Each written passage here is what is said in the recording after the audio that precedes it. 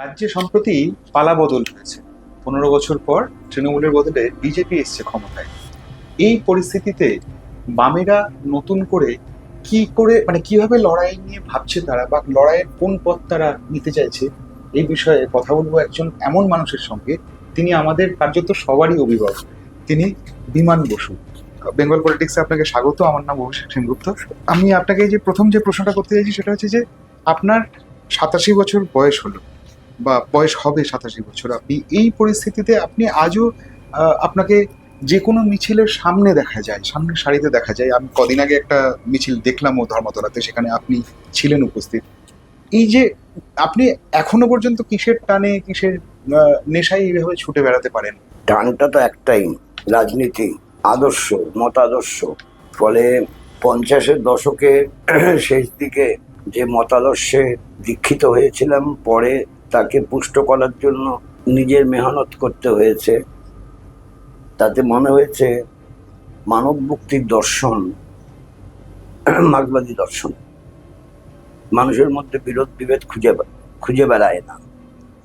মানুষের শোষণ অত্যাচারের বিরুদ্ধে মানুষকে সংগঠিত করে লড়াই করার জন্য, সেই আদর্শের টান। আপনি নির্বাচনের আগে বেশ কিছু ইন্টারভিউ দিয়েছিলেন বিভিন্ন চ্যানেলকে, বিভিন্ন ইউটিউবের চ্যানেলেও আমি দেখেছিলাম। সেখানে আপনি বলেছিলেন যে এবার শূন্যতা কাটবেই। আপনি এই যে একটা নিশ্চিত হওয়া, বা আপনার এতখানি আত্মবিশ্বাসের জায়গা থেকে বলা, এটা কেন আপনার মধ্যে তৈরি হয়েছিল? শূন্যতা কাটবে এটা পরিষ্কার বোঝা গেছে, এবং যা হয়েছে তার থেকে আরো বেশি হতে পারত। কিন্তু মানুষের মধ্যে একটা ধারণা হঠাৎ করে জন্মে যায়, শুরুর থেকে জন্মায়নি। নির্বাচনী প্রচার চলতে চলতে মাঝখানে জন্মে যায় যে যেভাবে আগ্রাসী ক্যাম্পেইনটা করছে বোথ টিএমসি অ্যান্ড বিজেপি, তাতে হয়তো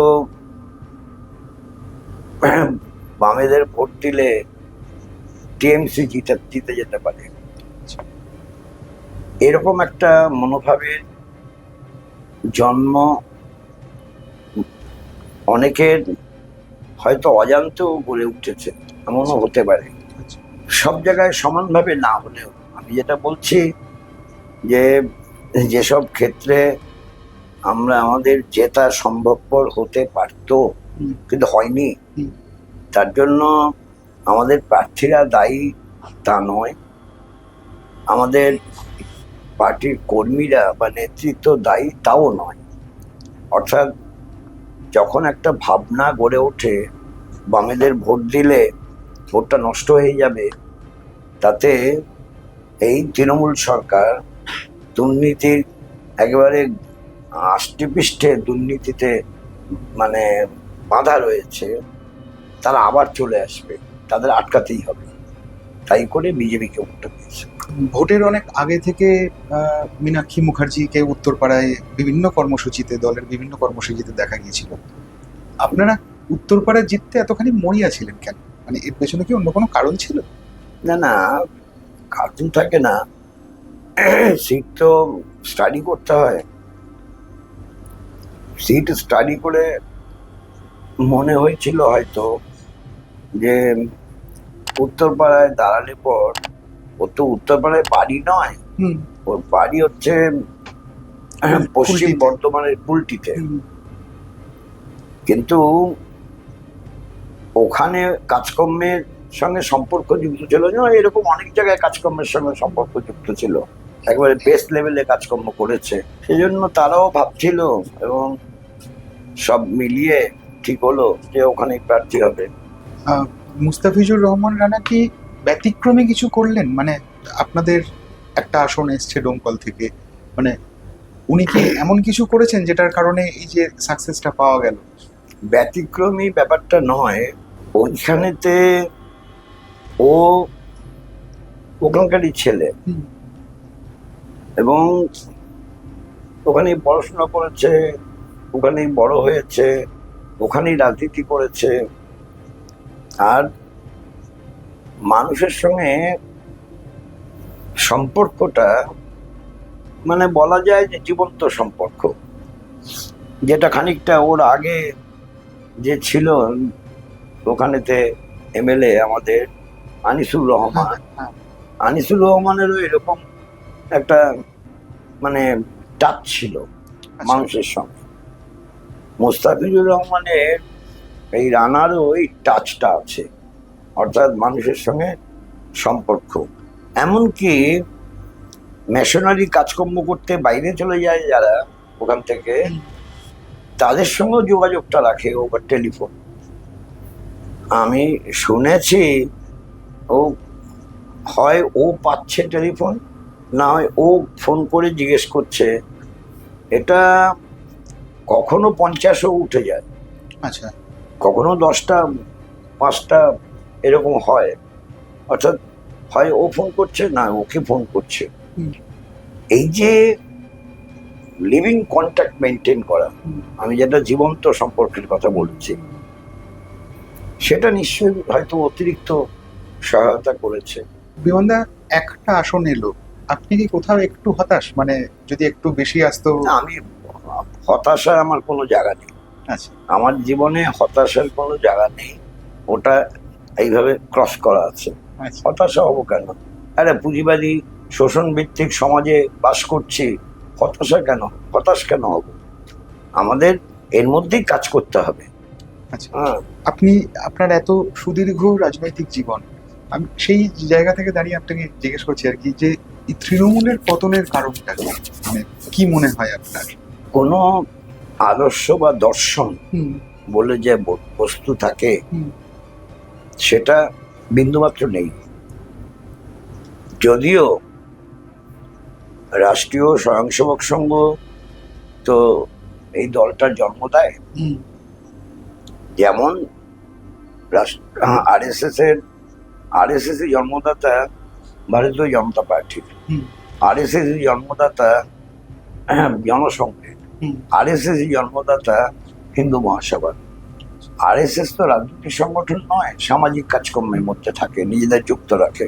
ফলে যেহেতু 1925 সাল থেকে এই ধারাই চলছে নাগপুরে তাদের হেডকোয়ার্টার থেকে, তারা কালচার করে দেখেছিল কংগ্রেসটাকে ভাঙা এবং কংগ্রেস ভেঙে একটা পার্টি যদি তৈরি করতে হয়, তাহলে কংগ্রেসের মধ্যে গন্ডগোল হচ্ছে এমন একজন মানে স্ট্রিট ফাইটার হচ্ছে মমতা বন্দ্যোপাধ্যায়কে দিয়ে করাটা ভালো। তাই তাকেই দিয়েই তৃণমূল কংগ্রেসের জন্ম হচ্ছিল। এবং রেকমেন্ডেশন টু গেট জোড়া ফুল, that was done by them itself. তখন তো মানে বিজেপি হয়ে গেছে, বিজেপি থেকে তারাই রেকমেন্ড করেছে। রেকমেন্ড করলে অল ইন্ডিয়া যে কোনো পার্টি রেকমেন্ড করলে পরেতে চট করে হয়ে যায়। তাই একটা ফুল আর জোড়া ফুল, এই দুটোর মধ্যে বাইনারি করা যাবে, একটা ফুল আর জোড়া ফুল। ফলে তারাই সব করে দিয়েছে। এবং লক্ষ্য করে দেখবেন আরএসএস এর মুখপত্র পঞ্চজন্য তার বিশেষ উদ্বোধনে, বিশেষ সংখ্যার উদ্বোধনে তাকে নিয়ে গেছিল। সে তো যে বলেছে, উনি বলেছেন প্রাক্তন মুখ্যমন্ত্রী, যে এখানে না আসলে আপনাদের সঙ্গে জানতেই পারতাম কিছু। আচ্ছা, কোনো জায়গায় না গেলে পর সেটা জানা যায় না, চোখে দেখা যায় না, জানা যায় না, জানা তো নিশ্চয়ই যায়। বলেছিলেন সেটা, এটা সংবাদপত্রে প্রকাশিত হয়েছিল। আপনারা কত ভালো মানুষ, কত ভালো কাজের সঙ্গে আছেন, সো অ্যান্ড সো। তারাও বলেছিলেন যে আপনি তো আমাদের কাছে মা দুর্গা সমান। মা দুর্গা তো হেরে যাওয়ার পর পদত্যাগ করতে যাবেন না, এই মা দুর্গা, কলির মা দুর্গা পদত্যাগ করতে যাবেন না। কিন্তু আমরা 2011 সালে তো খুব বিরল একটি ছবি দেখেছিলাম। না, সবাই করে, বুদ্ধবাবু সবাই করে। বুদ্ধ তো এখানে ছিল, এই পার্টি অফিসে ছিল। এইখান থেকে বললো একটা গাড়ি আমাকে দিতে হবে, আমার গাড়ির সঙ্গে যাবে। কারণ রেজিগনেশন করার পর তো ও আর মুখ্যমন্ত্রী থাকছে না, তখন সে গাড়ি করে আসবে, পার্টিতে একটা গাড়ি দাও। ওর বিধ্বস্ত জামা কাপড় পরা ছিল, একটু ভদ্রলোকের মতো জামা কাপড় পরে বাড়িতে গেল, বাড়ি থেকে চলে গেল রাজভবনে। রাজভবনে যে পদত্যাগপত্র লিখে জমা দিয়ে আসলো। আপনার অবাক লাগে না যখন এই ধরনের ব্যাপারগুলো দেখেন যে আপনাদের একটা অদ্ভুত একটা সৌজন্যের রাজনীতি দেখিয়েছেন আপনারা বরাবর? না না, এটা তো করতেই হয়, এটা করতেই হয়। কিন্তু আজকের দিনে যেটা এটা মমতা বন্দ্যোপাধ্যায়ের ক্ষেত্রে যেটা দেখা গেল আর কি। না না, সেটাও ভেবেছিল রেড লেটার ডে তৈরি করবে। আমি কোনো টিভিতে শুনেছি রেড লেটার ডে তৈরি করা হবে, ওটা লিখিত হয়ে থাকবে। মানে বাবা, টেনিওরশিপ শেষ হলে পর ওরাও বুদ্ধিমানের কাজ করেছে। টেনিওরশিপ শেষ হলে পর অটোমেটিক ডিজলভ হয়ে গেল সবকিছু। মানে যদি স্পেশালি গভর্নর আবার নতুন করে till the new government is form you are to continue না বলেন, তাহলে ভারতীয় সংবিধানের ধারা অনুযায়ী সবটা ডিজলভ হয়ে গেল। যেরকম অ্যাসেম্বলির মেম্বারশিপ সবার চলে গেল, ঠিক সেরকম যারা মন্ত্রী ছিলেন তাদের মন্ত্রী সবার যে মন্ত্রগুপ্তি তারা নিয়েছিলেন তারও জবনিকা পতন হয়ে গেল। সেটা তো সবাই বোঝে। এটা বোঝার জন্য কাউকে সংবিধান বিশেষজ্ঞ হতে হয় না, কিন্তু পড়াশোনার মধ্যেই থাকে তো এটা না। You are appointed as per constitution. Your tenureship is for 5 years. The tenureship of the member of the Legislative Assembly also for 5 years. After 5 years, everything will lapse. এইটা মনে রাখলে পরেতে রেড লেটার ডে কথা কেন বলেছে, উচিত হয়নি এটা বলা। Anyway, but what has happen সেটা না হলেই ভালো হতো সেটা। এই গতকাল একটি অত্যন্ত বিরল ছবি দেখেছি আমরা। প্রাক্তন মুখ্যমন্ত্রী মমতা বন্দ্যোপাধ্যায় হাইকোর্টে গিয়েছিলেন, আইনজীবীর পোশাক পরে গিয়েছিলেন। তিনি দীর্ঘদিন আইন ব্যবসার সঙ্গে জড়িত নন, ফলে তাকে সুপাস করা হয়েছে কেন গেছেন সেটা তো একটা অন্য বিষয়। কিন্তু উনি যখন বেরিয়ে যাচ্ছেন তখন হাইকোর্টে ওনাকে বিদ্রোহ করা হয়েছে। আমি শব্দটা ব্যবহার করতে চাইছি না, যাই হোক, সেটা যা বিদ্রুপ করা হয়েছে বা এসব সংস্কৃতির পতন হয়েছে। তবে হ্যাঁ, কেউ যদি কিছু কারো কিছু বদভ্যাস থাকে, সে বদভ্যাসটাকে নিশ্চয়ই তাকে সমঝে দেওয়া উচিত। এখন প্রাক্তন মুখ্যমন্ত্রীকে ওইভাবে বলবে কি বলবে না, এগুলো বিদ্বজ্জনেরা মত দিতে পারে, আমার তো মত দেওয়ার কি আছে। বিমানবাবু, আপনি কি এই ভোটের আগে, মানে এই যে এইভাবে পালাবদল হয়ে যেতে পারে, বিজেপি পরিবর্তনের ঝড় বইয়ে দিয়ে 207টা আসন পেয়ে ক্ষমতায় আসবে, এটা কি অনুমান করেছিলেন কোনোভাবে? না, আমি নির্বাচনী প্রচারের প্রথম ফেজ কেন সেকেন্ড ফেজও কখনো মনে করিনি, কিন্তু পরের দিকে মনে হয়েছিল দ্যাট বিজেপি তার প্রচার কাজ এবং মানুষের সঙ্গে সম্পর্ক গড়ে তোলার জন্য যেভাবে চলছে তাতে তারা একটা ফর্মিডেবল পজিশনে চলে এসছে, এইটা বুঝতে পারছিলাম। শুভেন্দু অধিকারী মুখ্যমন্ত্রী হয়েছেন, নতুন মুখ্যমন্ত্রী পশ্চিমবঙ্গের, আপনার প্রতিক্রিয়া কি? না, মুখ্যমন্ত্রী হয়েছে, এখন পর্যন্ত যে কথাবার্তাগুলো বলছে সেই কথাবার্তা অনুযায়ী তার কাজ করা উচিত, এবং এখনো এমন কথা বলেনি যেগুলো কার্যকরী করা যায় না। যা যা বলেছে তা কার্যকরী করা যায়। আচ্ছা, যায় না আমি তা বলবো না, যায় না। কাজে ও ইয়াং ছেলে, খাটতে পারে, মানে গায়ে গতরে খাটতেও হবে, রাজ্যটাকে পরিচালনা করতে হবে, পার্টির সঙ্গে সম্পর্কটাও ঠিক রাখতে হবে, কিন্তু মানুষের কল্যাণে কাজ করতে হবে। আমি জানি না এটা আবার ডিনোভো চালু হলো কিনা, ওই 100 দিনের কাজ, 100 দিনের কাজ, যেটা মানে অতীতে ছিল ফুড ফর ওয়ার্ক, তারপরে হলো হচ্ছে কি নামটা কি হলো যেটা বন্ধ হয়ে গেছিল? রেগা। রেগা। রেগা। রেগার জন্য আমরা তো, রেগা তো চালু হয়েছে তো ওই সময়তে হুম, যখন বামপন্থীদের সমর্থনে দিল্লিতে সরকার ছিল, হুম, সেই সময়তে রেগা চালু হয়।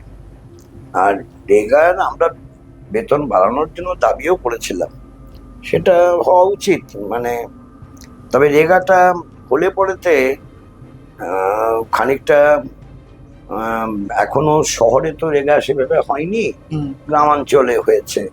গাঁয়ের উন্নয়নের কাজেও সাহায্য হয় রেগার কাজে, আচ্ছা, সেটা দেখা উচিত। শুভেন্দু অধিকারী মুখ্যমন্ত্রী হয়ে যে প্রথম বক্তব্য রেখেছিলেন তাতে বলেছিলেন যে এতটা দায়িত্ব নিয়ে আমরা কাজ করব যাতে যে 4-5% বিরোধী রয়েছে আমাদের, যারা বিরোধিতা করবেন বা সমালোচনা করবেন, সমালোচক শব্দটা ব্যবহার করেছেন, তারাও আর সমালোচনা করার জায়গায় থাকবেন না। তো আপনি প্রবীণ নাগরিক হিসেবে বা রাজনৈতিক সচেতন মানুষ হিসেবে আপনি বিজেপি সরকারের কাছে কি কি, মানে বাংলার বিজেপি সরকারের কাছে এই তো বিরলতম একটা পরিস্থিতি আমরা দেখলাম, কেন্দ্রেও বিজেপি, রাজ্যেও বিজেপি, এর আগে তো বহু যুগ আগে হয়েছে যখন কংগ্রেস ছিল। তো আপনি কি চাইছেন মানে বিজেপি সরকারের কাছে? না না, মানুষের সামনে যা যা ওরা শপথ গ্রহণ করেছিল, সংকল্পবদ্ধ সংকল্প ঘোষণা করেছিল, সেটা মানুষের স্বার্থে কার্যকরী করতে হবে। এক। দুই, কর্মসংস্থানের যে একটা অদ্ভুত পরিস্থিতি, সেই কর্মসংস্থান তার সুযোগ সৃষ্টি করতে হবে, পালাতে হবে। হুম। অন্যদিকে যে নৈরাজ্যের পরিবেশ গড়ে উঠেছে, সেই নৈরাজ্যের পরিবেশের অবসান ঘটাতে হবে। এবং মানে যেখানে লোয়ার প্রাইমারি আপার প্রাইমারি দুটো আছে, সেখানে যেখানে অতীতে যদি শিক্ষক থেকেছে এই ধরুন 8 জন 9 জন, হুম, কোথাও কোথাও 3 জন আছে, এই ছোট ছোট বাচ্চা ছেলে মেয়েদের লেখাপড়াটা তো গোল্লাই চলে গেল। আবার এমনও আছে যে এখন তো আমি বলতে পারি জুনিয়র স্কুল বলে এখন কিছু বলে না, মাধ্যমিক, উচ্চ মাধ্যমিক। কারণ প্রাইমারি আপার প্রাইমারির মধ্য দিয়ে জুনিয়র স্কুলের 5 থেকে 8 ছিল আগে জুনিয়র স্কুল, হুম, সেটা এখন তো আপার প্রাইমারির সঙ্গে নিচে চলে এসছে, আর মাধ্যমিক আর উচ্চ মাধ্যমিকের সঙ্গে ব্যাপারটা বাকিটা যুক্ত হয়ে গেছে। 5, 6, 7, 8, 9, 10 মাধ্যমিক, 11, 12 উচ্চ মাধ্যমিক। এখন যা নাকি শিক্ষাক্ষেত্রে যা নাকি হয়েছে, আমি জানি না, ব্যাপম ব্যাপম সবাই বলে, ব্যাপম কেলেঙ্কারি, কিন্তু শিক্ষায় আঘাত করা, শিক্ষার ক্ষেত্রে, শিক্ষার অঙ্গনেতে এ ধরনের মদমত্ত হস্তির মানে পদচারণা অতীতে কোনোদিন হয়নি, বাংলায় অতীতে কোনোদিন হয়নি। শিক্ষা গোল্লায় যাক, দুটো পয়সা আয় করে নেই, এই মনোভাব মানে একটা জঘন্য নিকৃষ্ট ব্যক্তির মনোভাব, সেটা হয়ে রয়েছে এই পরিবেশটা। এই পরিবেশের পরিবর্তন করতে হবে। শিক্ষার পরিবেশ সুষ্ঠু স্বাভাবিক পরিবেশ গড়ে তুলতে হবে। আর অন্যদিকে এই যে বারে বারে বলা হয় যারা গরিবস্য গরিব তাদের দেখা হবে, তাদের সত্যিকারে দেখতে হবে।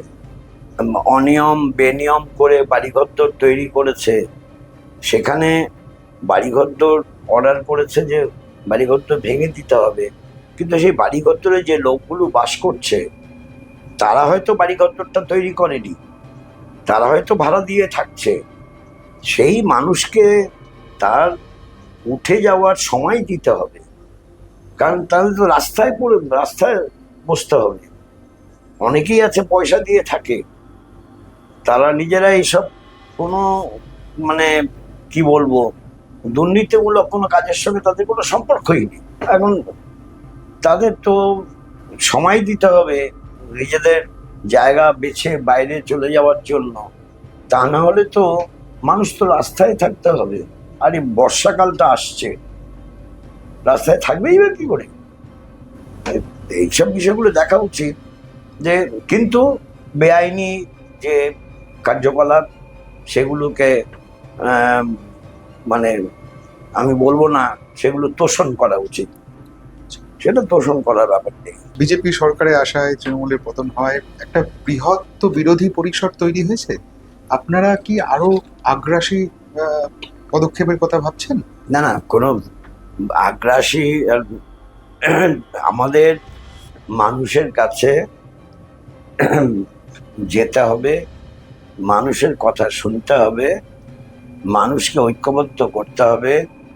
সেটা সে মানুষের ভাষার ভিন্নতা থাকুক, মানুষের ধর্মের ভিন্নতা থাকুক, মানুষের বর্ণের ভিন্নতা থাকুক, যাই হোক না কেন, মানুষ মানুষ, তাদের ঐক্যবদ্ধ করতে হবে।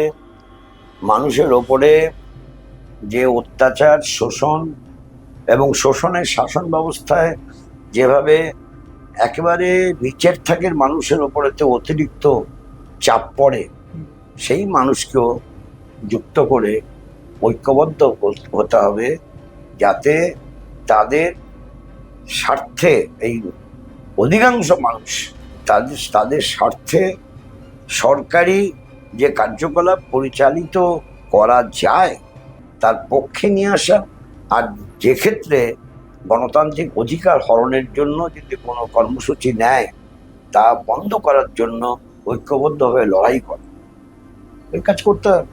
মেয়নবাবু, আমি একটা জিনিস আমার মানে এটা কাগজে পড়ার পর থেকে আমার জানার খুব ইচ্ছে ছিল, সেটা হচ্ছে আপনি মীনাক্ষী মুখার্জিকে ক্যাপ্টেন বলেছিলেন। ক্যাপ্টেন বলেছিলেন কেন? মানে এটার পেছনে কারণ ছিল কিছু? কোনো কারণ থাকে না। একটা যাত্রা হচ্ছে, মানে কোচবিহার থেকে, আমাকে কেউ ক্যাপ্টেন বলেনি। কোচবিহার থেকে 83-84 সালে 26 দিন আচ্ছা। একবারে কোচবিহার শহরে শহীদ বেদিতে মালা দিয়ে, পঞ্চ শহীদ, সেখানে মালা দিয়ে শুরু করেছিলাম। 26 দিন লেগেছিল কলকাতায় পৌঁছতে। তখন আমাকে কেউ ক্যাপ্টেন বলেনি, আমি পরিচালনা করেছি, মীনাক্ষী পরিচালনা করেছে। এখন অনেকে আজকাল কতগুলো শব্দ বেশি ব্যবহৃত হয়, ক্যাপ্টেন ম্যাপ্টেন এসব আগে ব্যবহৃত হতো না, আচ্ছা। এখন হয় ওই তো ক্যাপ্টেনের কাজ করছে বলেছিল। আচ্ছা, আপনি তো এই তরুণ প্রজন্মের কাছে অভিভাবকের মতো। ফতিকুর রহমান যখন দল ছাড়ার সিদ্ধান্ত নেন, আপনার কষ্ট হয়নি? হ্যাঁ, ভালো লাগেনি, ভালো লাগেনি, ভালো লাগেনি বলেই ফোন নাম্বার জোগাড় করে ফোন করেছিলাম। এই আগামী দিনে এই বামফ্রন্টের, আপনি তো চেয়ারম্যান, আগামী দিনে বিমান বসু কেউ হতে পারেন আগামী দিনে, এরকম সম্ভাবনা আপনি কারো মধ্যে হ্যাঁ, দেখেন? নিশ্চয়ই। আমি কি মানে এটা চিরস্থায়ী বন্দোবস্তের মতো এসছি নাকি? আমার কোনো গাঁটছড়া বাধা আছে? এটা হয় কখনো? আমি তো না, আমি চেয়ারম্যান হিসেবে বলতে চাইছি না, মানে আপনার যে একটা বিমান বসু মানে একটা একটা সত্যি বামপন্থী মানুষ হোক বা সমাজে সবকিছু ঊর্ধ্বে, রং বর্ণ পতাকা যাই বলুন না কেন, সবকিছু ঊর্ধ্বে আপনি একটা নাম, এই নাম কেউ পরবর্তীকালে হয়ে উঠতে পারে? হতেই পারে, কি আছে মানে আমি এখন অনেকে মানে আমি বলবো না সবাইকে ঘর বাড়ি ছেড়ে দিয়ে এসে রাজনীতি করতে। আমার বাড়িতে রাজনীতি করার অসুবিধা ছিল, সেই জন্য আমি ঘর বাড়ি ছেড়ে দিয়ে চলে এসে রাজনীতিতে যুক্ত হয়ে গেলাম। আমার বাড়িতে যদি মানে অসুবিধা না হতো তাহলে বাড়ি আমি ত্যাগ করতাম, তা হয়তো না। আচ্ছা। হ্যাঁ, কারণ বাড়িতে আমাকে গ্রেপ্তার করতে আসে, তার জন্য পছন্দ হয় না তাদের পছন্দ হয় না, আমার সামনে কিছু বলে না, আমার পেছনে বলে, আমি শুনতে পাই। From that day I wanted to search a place where I can shift, and ultimately I have shifted. যখন শিফট করছে তখন ওখানে দেখতে আসলেন সুন্দরাইয়া, বলে বিমান ইউ কান্ট স্টে হিয়ার, এটা রান্নাঘর তো, you can't stay here. Yes, is heaven to be. আমি বুঝে গেছি পাবো না কোথাও, এখন এখানেই থাকবো।